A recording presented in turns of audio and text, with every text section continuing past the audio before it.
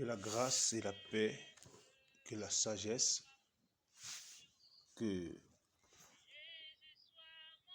la compréhension du Saint-Esprit soit votre partage. Amen. Prenez avec moi, frère Bénué, Luc 4. Luc 4, au verset 3. Alléluia. Le diable l'amena plus haut sur une haute montagne et lui montra en un instant tous les royaumes de la terre. Il est clair ici que Satan, le diable, amène le Seigneur sur une haute montagne et lui montre tous les royaumes de la terre. Alléluia. Dans son processus de séduction, Satan pensait qu'il pouvait séduire le Seigneur en l'offrant la gloire sur ses royaumes. Amen. En l'offrant la gloire de ce monde, en l'offrant la puissance de ce monde, en l'offrant le pouvoir de ce monde. Mais c'était mal connaître le Seigneur. Alléluia. Et puis il dit, je te donnerai toute cette puissance. On encadre. Je te donnerai toute cette puissance et la gloire de ces royaumes. Donc, en fait, Satan est en train de dire au Seigneur qu'en fait, la puissance du monde, ça m'appartient. La gloire de ces royaumes, ça m'appartient. Et la gloire de ces royaumes, car elle m'a été donnée. Donc, il rappelle au Seigneur qu'elle m'a été donnée et je la donne à qui je veux. Donc, c'est Satan qui est en train de dire à Jésus que, écoute bien, Seigneur. La gloire de ce monde-là, de ces royaumes-là, la puissance-là, les honneurs-là, alléluia, elle m'a été donnée. Et dit, je la donne à qui je veux. Donc Satan nous fait comprendre ici qu'il est le donateur de toute la gloire éphémère de ce monde. Amen. Et dit, je la donne à qui je veux. Si, donc, si ça met une condition en place. Pronom conditionnel. Si. Donc il y a un si. Il y a un si. Donc, pour recevoir cette gloire, pour recevoir ce pouvoir, pour recevoir cette puissance, pour recevoir ces honneurs, Satan met une condition. Si. Si. Et le si change tout. Alléluia. Si tu te prosternes, amen, si tu te prosternes devant moi, elle sera toute à toi. Donc Satan demande au Seigneur de devenir un sataniste. Amen. Parce que se prosterner devant le diable, c'est au fait l'adorer. Amen. C'est devenir sataniste. Vous allez voir dans les classes maçonniques, le 32e degré et le 33e degré du rite d'Éor, amen, de la franc-maçonnerie, fait de la dette ce qu'on appelle un individu élevé au rang de sataniste. C'est-à-dire, celui-là, désormais, est un disciple accompli de Satan. En fait, celui-là, désormais, elle adore. Donc, quand on parle de satanisme, dans la loge maçonnique, on parle du chiffre 33. Ah, mais c'est très important. Le chiffre 33 est le chiffre de la perfection sataniste. C'est-à-dire, celui qui atteint ce grade dans la franc-maçonnerie, amen, devient un adorateur simplement de Satan. Alors, il bénéficie de Satan la puissance, la gloire, les richesses et les honneurs. C'est pourquoi il nous fait comprendre que, alléluia, en se procédant, donc en adorant Satan, en entrant dans ce mensonge, alléluia, de l'illumination satanique, non seulement nous devenons ses adorateurs, mais aussi nous vendons nos âmes. Ton âme donc est vendue à Satan. D'où nous pouvons comprendre aujourd'hui les différentes formes de 33. 33 ans, 33, Jésus est mort à 33 ans, Bob Marley est mort à 33 ans, Arafat est mort à 33 ans, Dursaga est mort à 33 ans, tel est mort à 33 ans. Faites attention, Satan est en train de vous séduire. Alléluia, parce qu'il prend Jésus. Et oui, Jésus est mort à 33 ans. Mais il faut savoir que dans l'écriture que nous tenons, dans la Bible, l'écriture sainte, dans le livre de 2 Corinthiens 11, Amen, la Bible déclare que nous pouvons recevoir un autre Jésus, un autre évangile et un autre esprit. Donc, quand on vient vous parler de votre Jésus de 33 ans, Amen, on est en train de vous parler d'un autre Jésus. On n'est pas en train de vous parler de vrai Jésus. Amen. Parce que quand on regarde dans les prophéties bibliques, Amen, l'Écriture nous fait comprendre que le Seigneur a commencé son ministère à l'âge de 30 ans. Mais il n'y a pas un verset dans l'Écriture qui nous dit qu'il est mort à l'âge de 33 ans. Il n'y a pas un seul verset. Si vous touchez l'Écriture, si vous fouillez la Bible, vous ne verrez jamais écrit dans l'Écriture que Christ est mort à l'âge de 33 ans. Donc on ne peut pas inventer, amen, des idées pareilles et faire de Christ un disciple de Satan. Non. Alléluia. Si vous regardez bien la mission du Seigneur, quand il dit dans ce Luc 4 que je suis venu accomplir une année de grâce. Une année de grâce. Et vous allez voir qu'en rentrant dans les prophéties bibliques, amen, l'agneau qui devait être immolé n'allait pas être, devait être l'agneau âgé de 1 an. 1 an. Donc, dans les prophéties bibliques, vous allez voir compte que quand on parle de l'année de grâce, amen, c'est cette mission que vient à lui accomplir le Seigneur. Quand vous lisez Luc 4, il dit cette partie de l'écriture est accomplie aujourd'hui. Donc il vient inclure une année de grâce. Donc l'année de grâce commence par quoi? Et aussi Jean-Baptiste peut dire voici l'agneau de Dieu qui ôte le péché du monde. Donc en vérité, il n'y a pas un verset dans l'écriture qui nous fait comprendre que le Seigneur Jésus-Christ est mort à l'âge de 33 ans. Alors Satan aujourd'hui fait comprendre aux gens et aux individus que le Seigneur est mort à l'âge de 33 ans.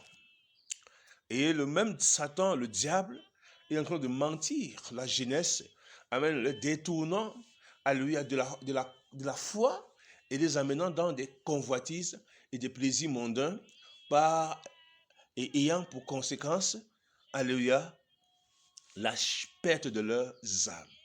Alors le Seigneur dira que sert à l'homme de gagner le monde s'il venait à perdre son âme.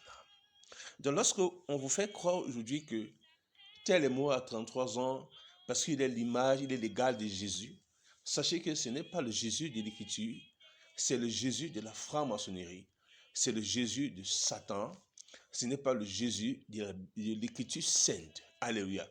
C'est un autre Jésus qu'on est en train de vous présenter comme ça. Ça, c'est le Jésus de l'illumination satanique. Amen. C'est le Jésus de l'illumination satanique. Et toute personne qui se fait embrasser par ce faux Jésus, amen, ne aura qu'un son chemin dirigé vers l'enfer. Alors, il faut que nous comprenions ça aujourd'hui, que Satan est un séducteur. Satan est un menteur. Satan est un corrompu. Satan est un vendeur d'illusions. Amen. Le diable est allé dire au Seigneur, mais si tu m'adores, je te donnerai toutes ces choses. Donc, comprenez que tous ces jeunes gens qui ont vendu leur âme à Satan, alléluia, et selon Satan, ils ont atteint, selon lui, l'illumination. C'est-à-dire le fait qu'on les attribue le chiffre 33, mort à 33 ans. Ils ont le chiffre 33, sous-tant qu'ils ont été simplement des adorateurs. Ils sont arrivés à la statue d'adorateurs de Lucifer. Amen. Ils sont arrivés à la statue des lucifériens. Et lorsqu'on atteint cette statue en franc-maçonnerie, alléluia, on devient un canal par lequel plusieurs âmes dans le monde seront dédicacées à Satan. C'est que vous allez vous rendre compte que tous ces leaders d'opinion que vous voyez, que ce soit des leaders cultuels, amen, dans le domaine de la musique, tout ça, ont été des grands sauts par lesquels l'ennemi a puisé beaucoup de âmes pour les conduire vers le chemin de la perdition. Alléluia. Je vous en dis en vérité. Amen. Et c'est là que nous éveillons aujourd'hui, frères et Et il n'y a rien de secret qui ne sera connu. Il n'y a rien de caché qui ne sera dévoilé. Tous ces gens que vous voyez, que ce soit des humoristes, amen, à un moment donné, nous avons rendu compte que lorsque ces individus viennent à mourir, c'est comme si, en fait, ils ont pris avec eux une partie de la vie des hommes.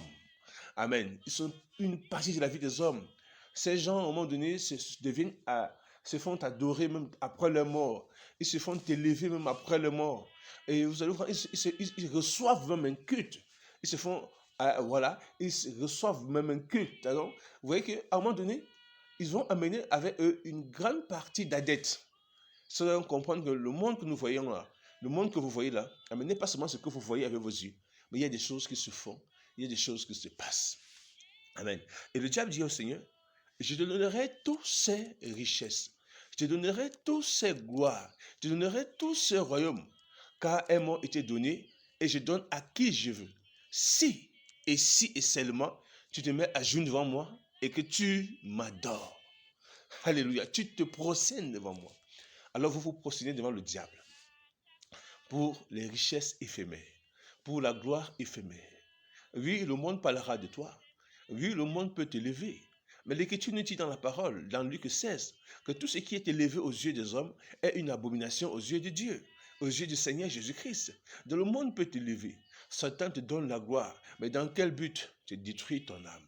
Dans quel but? De détruire ta vie. Amen.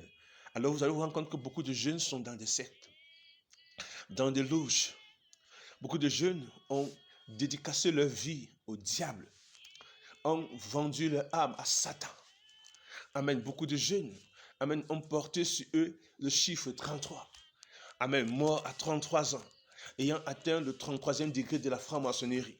Ils sont devenus, par le rite le rite des Yor, sont devenus des adeptes lucifériens. Vous allez voir d'autres avec le 322.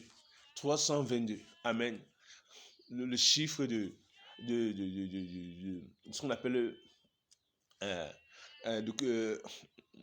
secte, c'est une secte américaine, l'une des sectes les plus rigides de ce monde, où font partie la plupart des élites politiques, élites religieuses que vous voyez. Amen. Et c'est un star musicien. Vous voyez un peu ça, les Skellen Boys, voilà, les Skellen Boys. Donc il n'y a rien de caché dans ce que vous voyez là. Amen. Il n'y a rien de caché. Donc lorsqu'on vous dit que tel est mort à 33 ans, Jésus est mort à 33 ans, Bon Marley est mort à 33 ans. Mais regardez l'Écriture, il n'y a aucun verset qui vous atteste que Jésus est mort à 33 ans. Mais vous allez comprendre que le Jésus qu'ils sont en train de vous présenter là, c'est Satan lui-même. C'est le diable lui-même. C'est un autre Jésus, comme l'a dit l'Écriture. C'est un autre Jésus. C'est un autre esprit que vous recevez. Parce que le Jésus qu'on vous présente là-bas, amen, c'est l'illumination de la perfection satanique. En fait, c'est la représentation même des adorateurs de Satan. Mais Jésus n'a pas adoré Satan. Je vous ai lu Luc 4 tout à l'heure. Jésus, lui, n'a pas adoré Satan. Jésus, lui, ne se sait pas prosterner devant Satan.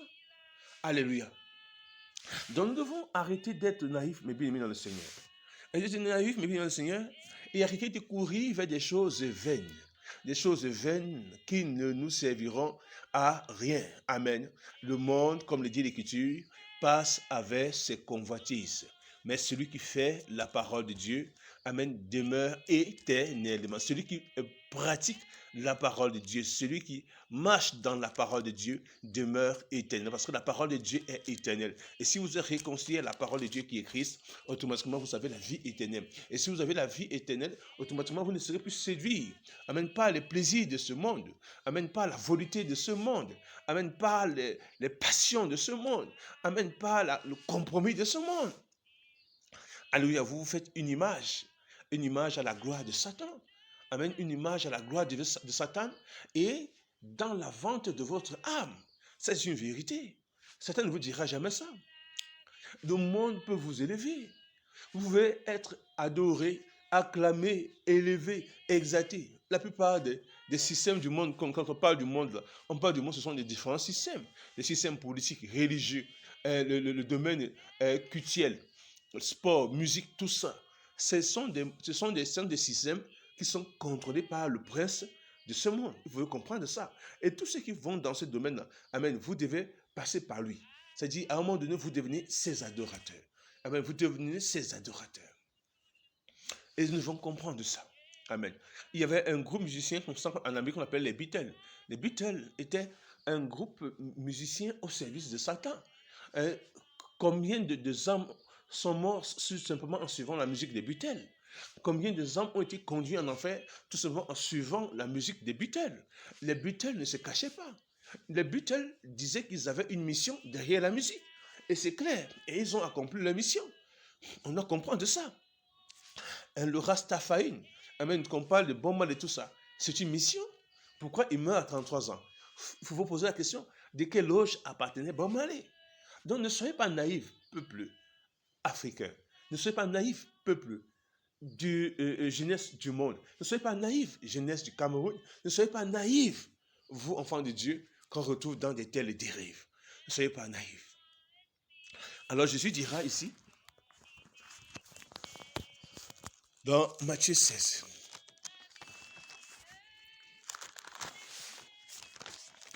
Matthieu 16. Donc, faisons attention. Le monde est tellement dans des choses codées, des choses de secret. Et si vous manquez d'intelligence, comme nous ont dit les religieux, les théologiens, vous allez entrer dans l'observation de ce monde, de ce chiffre 33, qui est le chiffre de l'homme. Parce que 3 plus 3, ça fait 6. Et qui est le chiffre de la perfection luciférienne. Amen. Le chiffre de l'homme symbolise simplement l'homme déchu, parce que l'homme régénéré, Christ, n'a rien à voir avec tout ça. Alléluia. Et vous allez voir que dans cette illumination, dans le livre de Genèse, Satan dit aux hommes, vous serez comme des dieux. Vous serez comme des dieux. Et c'est ça l'illumination. Donc Satan veut les amener à un standard d'adorateur de Satan, mais un standard où, en atteignant ce standard d'adorateur de Satan, ces individus deviennent des dieux. Donc deviennent des grands canaux par lesquels lui, Satan, va se servir pour engrainer plusieurs âmes en enfer. Ces gens vont donc devenir sujets de louange pour vous, d'adoration pour vous, amen, de prosternation pour vous. Vous devenez dans ce qu'on appelle le fan. Le mot fan veut dire simplement idole. C'est-à-dire que quelqu'un devient ton idole. Dieu dit, tu n'auras pas d'autre Dieu au-devant de ma face. Tu n'auras pas d'autre Dieu au-devant de ma face. Et vous voyez que cette jeunesse, Satan leur a donné tellement de dieux, tellement d'idoles. Et en fait, l'idole vient remplacer la personne de Dieu dans ta vie. C'est ça l'idole. C'est-à-dire, l'idole vient être centrale. L'idole, c'est la chose qui occupe la première position dans ta vie. Pourtant, l'Écriture vous dit que Dieu, lui, notre Créateur, le Seigneur Jésus-Christ, vous dit que lui, le Seigneur, Elohim, exerce la prééminence dans ta vie. Il veut être le premier dans ta vie. Amen. Donc, le fait que l'idole vient remplacer cette position, amen, te soumet simplement à l'adoration de Satan. On dit les idolâtres n'entreront point dans le royaume de Dieu. Les idolâtres n'hériteront point le royaume de Dieu. Vous allez voir des jeunes chrétiens avec des images pornographiques dans leur chambre. Idoles, ils sont fans des stars de ce monde, fans des stars du R&B, fans des stars du football, fans des stars fans des stars du basketball, fans des stars de la musique, fans des... Vous allez entrer dans les maisons de ces jeunes, vous allez voir des images, ça c'est moi, je suis fan de celui-ci, je suis fan... Donc, en fait, il est en train de dire, voici mes idoles, voici mes dieux. Amen. Je suis fan de la religion, je suis fan du pape. Vous allez voir les images des papes, les images des évêques, les images des pasteurs. Je suis fan de mon pasteur, je suis fan de... Tout ça, c'est l'idolâtrie. Amen. Et tous ces gens à qui vous vouez des cultes ont, dans le passé d'abord, alléluia, voué un culte aussi à Satan. Alors il faut que Satan vous élève au standard de la perfection de l'illumination satanique qui est le chiffre 33. Amen. C'est pourquoi là, on vous dira qu'il est mort à 33 ans. Mais sachez que c'est lorsqu'il meurt à 33 ans que beaucoup de âmes sont plus dirigées vers l'enfer. C'est pourquoi je vous appelle à vous repentir, jeunesse du monde, jeunesse du Cameroun, jeunesse d'Afrique, jeunesse de partout ailleurs. Je vous appelle à vous repentir. Le Seigneur, le Saint-Esprit vous appelle à vous repentir. Alléluia. Il est temps pour vous de rechercher le salut de vos âmes que de vous perdre dans le monde de Satan. Et des gens viendront vous dire repose en paix. Il n'y a pas de paix et repos sans le Seigneur. Il n'y a pas de paix, repos sans le Seigneur. Si vous mourrez sans le Seigneur, votre destination initiale, c'est l'enfer. Ça, c'est clair. Alléluia. Sans le Seigneur, celui qui a la Bible déclare, celui qui a le Fils a la vie, celui qui n'a pas le Fils n'a pas la vie. Donc, arrêtez de vous tromper avec des vains raisonnements. Paix à son âme, non, il n'y aura jamais paix à l'âme de quelqu'un qui meurt dans l'iniquité. Jamais. Il n'y a pas de paix pour l'âme du pécheur.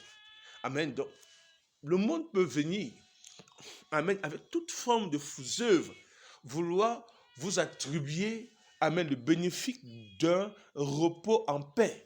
Mais en vérité, ce repos en paix n'aura jamais lieu. Parce que ce ne sont pas les œuvres-là, amen, que vous avez eu à faire dans le monde qui vont vous justifier. C'est le fait que vous avez laissé, Christ vous a franchi. Quand Christ vous a franchi par le moyen de la foi et l'évangile, automatiquement, alléluia, il vous justifie même d'abord sans les œuvres. Et par la suite, les bonnes œuvres ne pourront qu'accompagner ces justifications dans votre vie. Donc, écoutez et arrêtons de nous laisser tromper. Car même les francs-maçons font des œuvres. Les illuminatis font des œuvres. Les sectaires sont dans des œuvres. Amen. La foi catholique est fondée sur quoi? Le salut par les œuvres. Le salut par les œuvres. Et aujourd'hui, c'est la foi qu'adoptent plusieurs d'autres sectes. Amen. Et mouvements de pensée qu'on a dans le monde. Amen. Le salut par les œuvres. Comme les mormonistes, comme d'autres sectes du monde, les témoins de Jéhovah, comme les sectes traditionnels, la plupart, tous ces sectes, ces mouvements, vous allez voir qu'à un moment donné, on note beaucoup plus pour, amen, les bonnes œuvres, les œuvres. Pardon, excusez-moi, pas les bonnes œuvres, les œuvres, parce qu'il y a une différence entre bonnes œuvres et œuvres. Donc, les œuvres, on veut toujours se justifier par les œuvres, mais on ne cherche pas à être justifié par celui qui justifie, le Seigneur Jésus-Christ de Nazareth. On ne cherche pas à être justifié par celui qui justifie.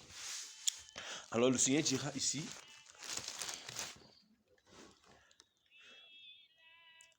Matthieu 16, 24, et il dit, alors Jésus dit à ses disciples, si quelqu'un veut être mon disciple, qu'il renonce à lui-même, qu'il se serve de sa croix et qu'il me suive.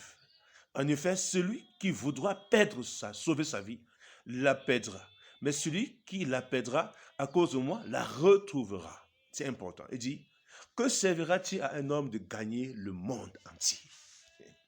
Que servira-t-il? Parce qu'en fait, sur la montagne là-bas, le Seigneur avait un choix de gagner le monde entier.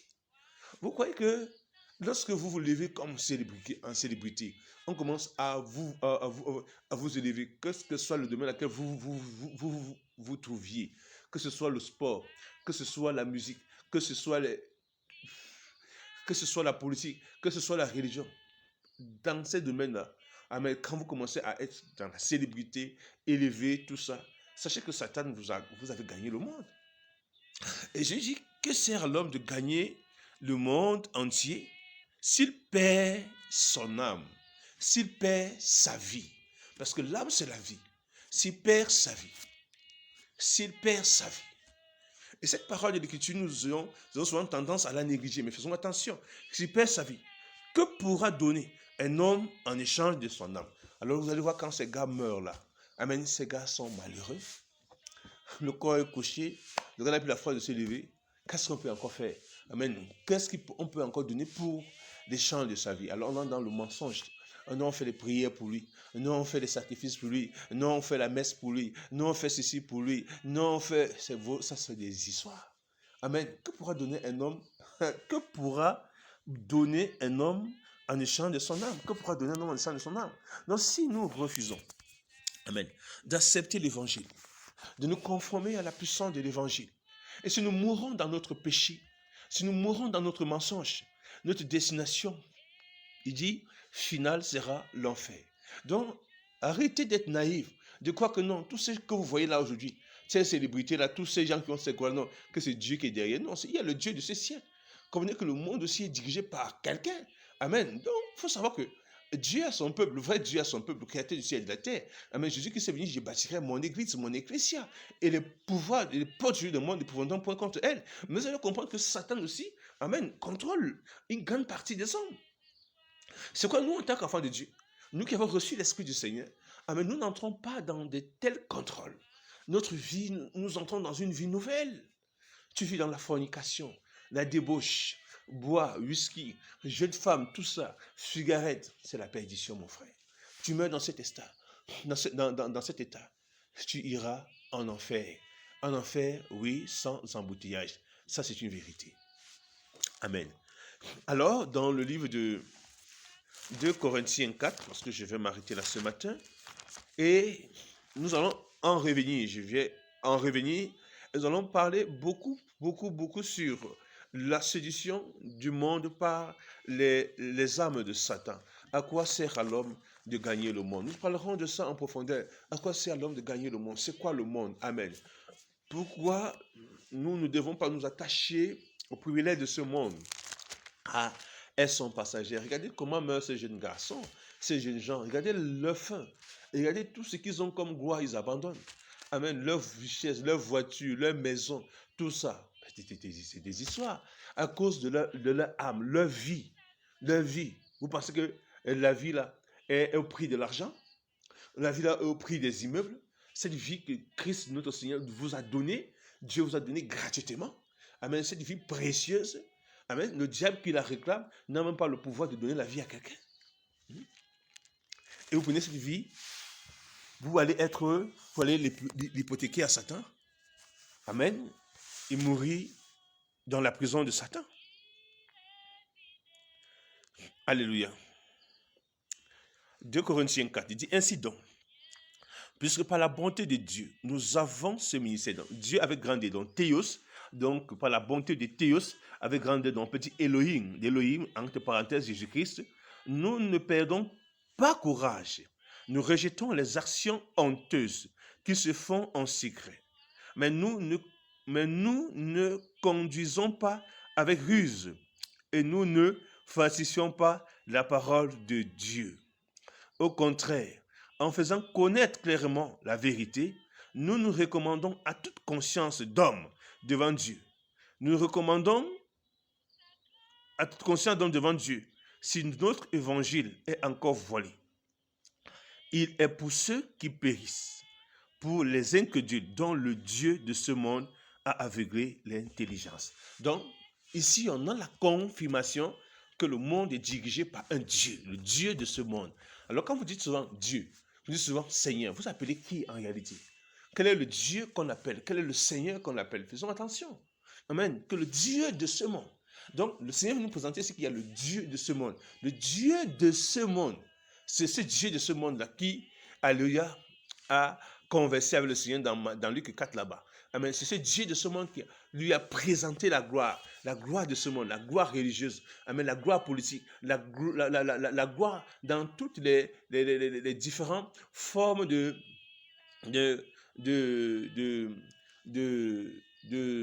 sa manifestation, lui, l'ennemi. Amen. La gloire dans le showbiz, la gloire dans ceci, la gloire dans le football, dans le sport, la gloire dans la musique, la gloire dans les gospels, la gloire, alléluia, le roi de ce monde.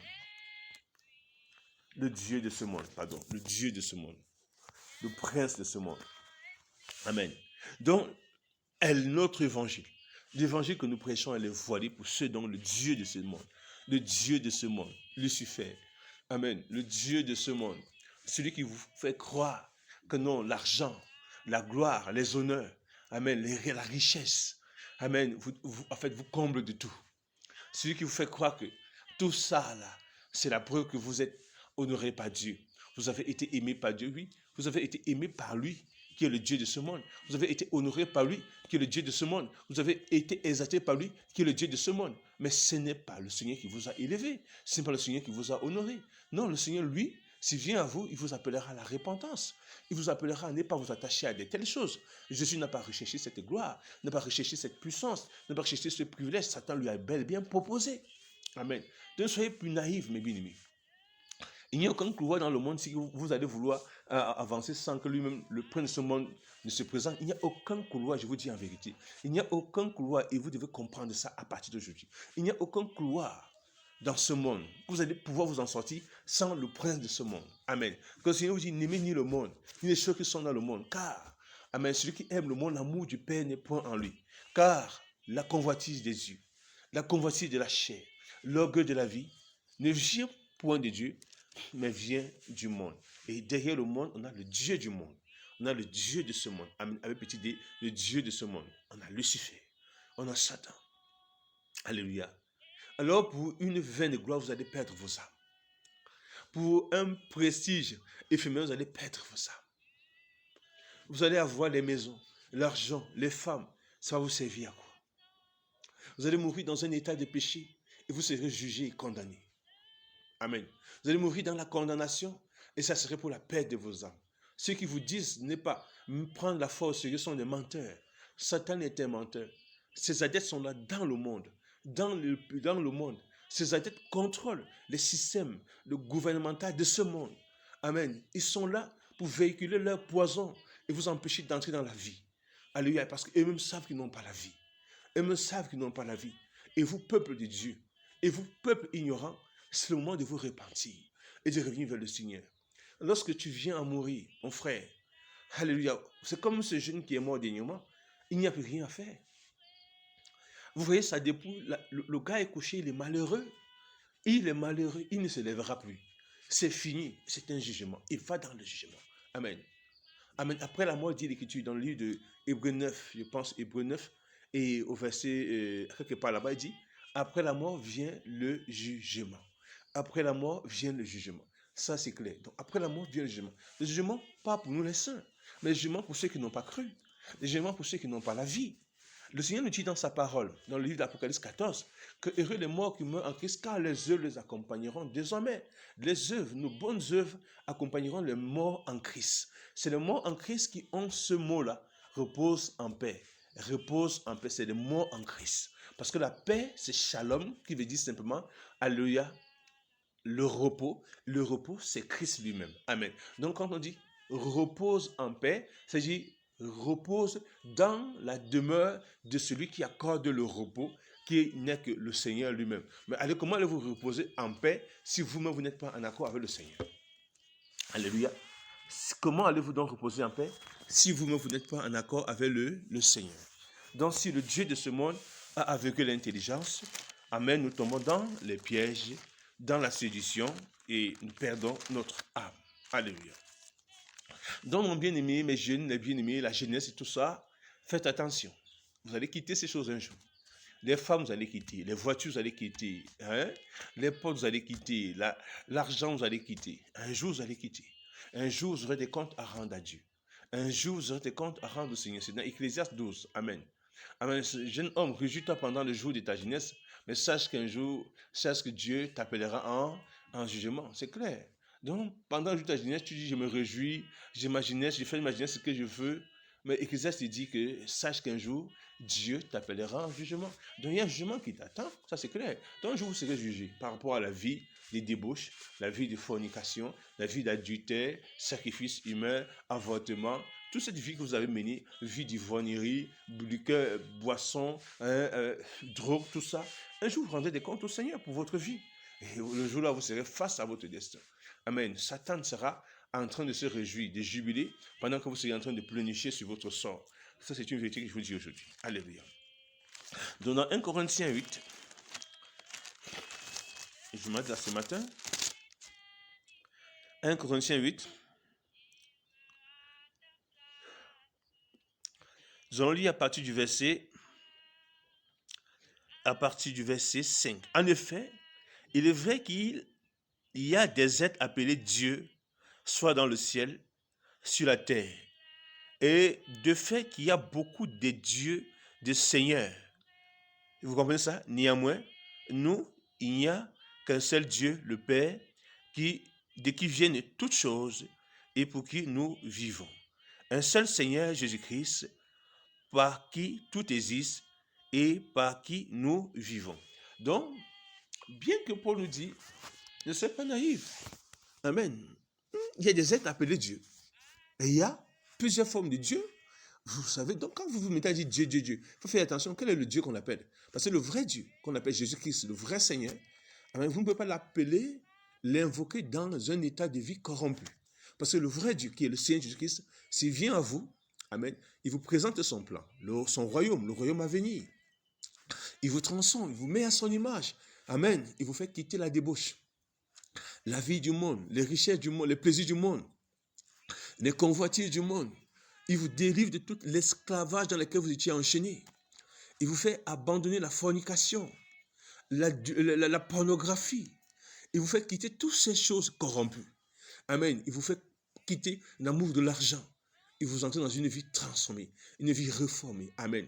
Vous entrez dans une vie réformée avec des difficultés, des tribulations, des persécutions. Amen. Parce que votre âme déjà a été réconciliée à lui. Et par la suite, vous êtes devenu bénéficiaire non seulement de la vie éternelle, mais du royaume à venir. Alléluia. Jésus-Christ, notre roi, notre Seigneur, établira bel et bien son royaume sur la terre. Je vous le dis à tous ceux qui vont écouter ce message. Jésus-Christ, notre roi, notre Dieu, établira bel et bien son royaume sur la terre. Donc arrêtez de vous séduire. Et ce que le Seigneur nous dit dans Colossiens 2, Colossiens 3, ayez les yeux fixés vers le ciel.